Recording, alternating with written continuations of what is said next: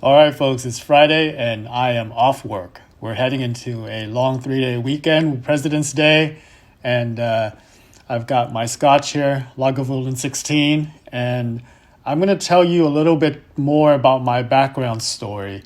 And I'm going to try to do it without getting emotional. So if I do, I apologize, but hopefully this liquid courage will give me some strength to go through it. In some ways, this video is going to be even more intimate and more revealing than all of the financial videos where I've shared, a lot about how much money I have. Certainly not all of it, but more than most people do. But I feel like this video is the one that I really get into who I am as a person and what drives me. So why don't we just get into it? My family and I arrived in the United States on February 4th, 1982. So that was 41 years ago now. Last year was the 40th anniversary, but there was just a lot going on at that time of my life, and I really didn't have a chance to reflect on it. So this is as good as a time as any to start telling that story. We left Vietnam probably somewhere in 1980. It's hard for me to remember. I'll find out the date and maybe I'll update the video in the comments, but it took us a little over 18 months from the time we left to when we got to America. There were four of us, my mom, my dad, myself, and then my younger brother at the time. We left Saigon, which is now Ho Chi Minh City, and headed to a coastal town that's called Mai Tho, and pretty much waited there to get onto this boat. It was quite expensive for us to go, too. I think that it was, like two ounces of gold for adults and one for children, something like that. It wasn't cheap, and this wasn't our first time trying. We've tried before. My dad got captured and was imprisoned, and got released and tried again, and so on and so forth. My mom and the kids obviously didn't because, she was taking care of young kids. But this wasn't the first time that we left. The voyage was on this really small, tiny boat that probably was not seaworthy, at least for deep ocean, and carrying that many people.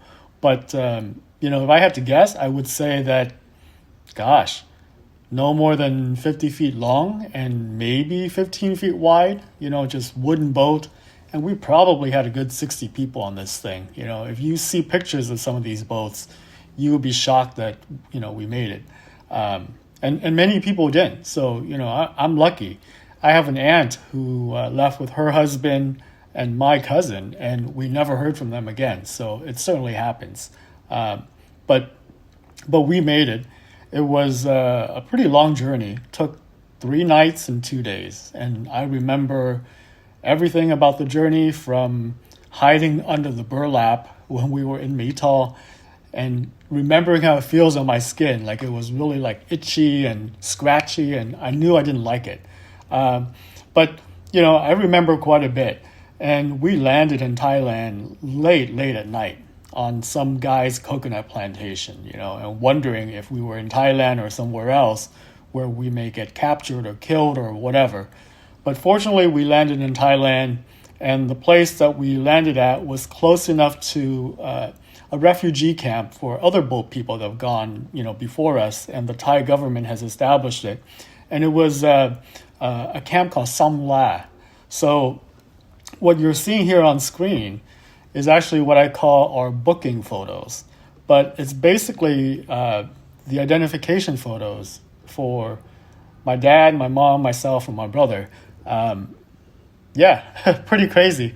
And looking at it, I can see that I had just lost a tooth at that point. But it is what it is. I don't know what my brother was looking at, probably not paying attention. He was probably 3, 4 at that time. So, it is what it is. Here's a closer look at my photo. But I remember quite a bit. This next one is sometime after all of that. And we were just somewhere on the camp, and somehow we had this color photograph taken of us. And it was pretty crazy. In terms of the camp itself, I mean, it was ran by the UN High Commission on Refugee, the UNHCR. And as soon as you arrive, they gave you this white plastic bag. I mean, it's a pretty heavy-duty plastic bag. It's reusable. But it had this UNHCR logo on it that we would carry all of our stuff, all of our paperwork, documentation, or whatever. And gosh, even after we arrived in America, I think we had that bag for a good 25, 30 years. At some point, I finally took everything out of it, which included the photos, and scanned them all in, and the bag's now gone. But it looked very much like this bag that other refugees are carrying. The camp itself was basically right on the beach, and we were in these kind of open wooden barracks with, thatch cover roofs that are made out of palm tree fronds and whatnot. There was no privacy. There was no toilet facility to speak of. If you needed to go, you go on the river behind the camp, and there was running water, but there was a lot of people that was just doing what they can to make things work. It was there that I met my first American ever, and I remember him very clearly because he was this tall, older guy. And the reason I remember him is that he spoke perfect Vietnamese, and he asked me if I was married, which, as a kid, I found really strange. But it was this guy. His name's Father Joe Devlin. He ran a children's center for unaccompanied children, which there were a lot of at that time. But I didn't take this photo. I just found a photo of him on the internet. Some point later, we met up with my cousins. So this is a picture of them at the Songkhla Refugee Camp. At the time, there were, 4 kids, but only 2 of them went. And they went by themselves. And God, it was a miracle that we even met up with them in camp. But here's a picture of them. And we stayed with them for quite some time and, told the authorities that they were family and whatnot. And it's a miracle. So from Songkhla, we eventually got transferred to another refugee camp that was called Phanat Nikhom, also in Thailand. And then eventually got transferred to a refugee camp in Galang, Indonesia, which is like an island. It's pretty crazy because, you're going through these stages and you have your paperwork, they have to check your information, make sure that you're eligible, make sure that the host country accepted you. People were trying to get to Australia because it was faster for the paperwork. Some folks went to France, other to somewhere in Europe, Canada. But my family had existing family relationships in America. So we went through that process. And like I said, it took 18 months. Eventually, after staying at Galang for quite some time, they finally transferred us, and we were on a smaller camp, which was in Singapore. And then eventually, only a couple of days in Singapore, really, at that camp. That was kind of the final stage. But then we flew to America, and I remember this flight was just so long. I had this window seat, and I remember just looking out the window, looking back, and seeing how dark it was. But then when you look forward, you can see the light because we were flying towards the east. And then eventually we landed, and we were in Oakland, California in February on the 4th. And it was freezing. It was so cold. I mean, you breathe out and you see the vapors from your mouth. And I was just amazed. I've never seen that before. I've never been that cold. But yeah, we stayed up in the Bay Area for quite a bit of time. Here's a picture of us, in our winter clothes here, just freezing our butts off. But eventually we made it down to San Diego. And, through charity and whatnot, we had an apartment we stayed at for a couple of years. Both my parents worked really hard. Even though they had college degrees, they ended up doing, just menial labor. and saved up whatever money they can. At some point, they saved up enough money that they realized that it was better for them to buy than rent. Right? So we ended up buying this trailer. I mean, it was like this aluminum trailer that you pull, but someone had parked it in this trailer park, and it wasn't going anywhere anytime soon anymore. But it was just the size of a bus, really. You can kind of see it in the background.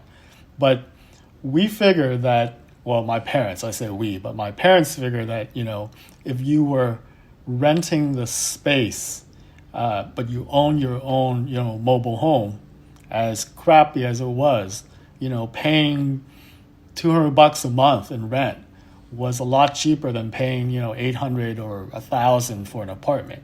So we made it work. Eventually, my youngest brother, John, was born. That's him in the picture with my mom. But it was really tight there. So eventually we built out this front part. I don't think we even had permits for it. But, it is what it is. This is probably around the 1986-87 time frame. But we built it out, added a room, and then the kids stayed, in their own small room. And this is what it looks like at the end. You can still see kind of the silver trailer in the back. And we stayed there for a good 5 years before, we moved out of there. But it was rough. I mean, we were dirt poor.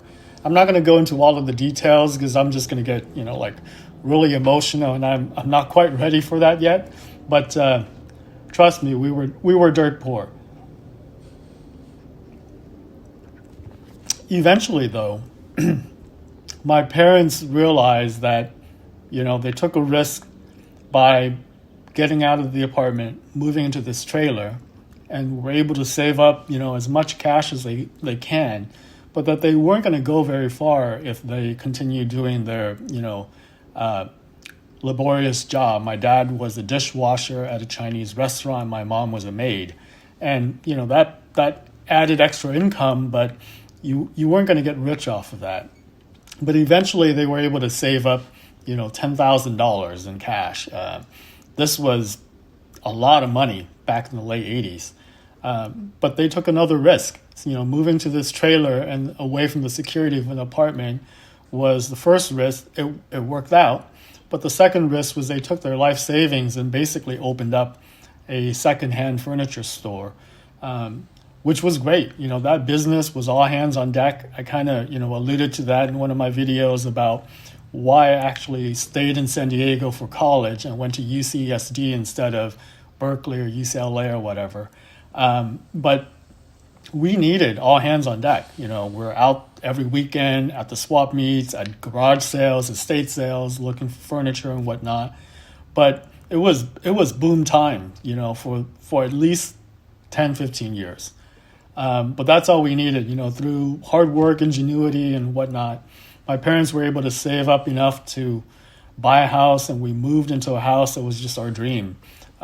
Kids grew up, I went to college, became successful in my own right. My brother went to UC Berkeley and then USC. He's successful. My youngest brother has his own house in Hamul, and he's got his own business now. So, all in all, it worked out.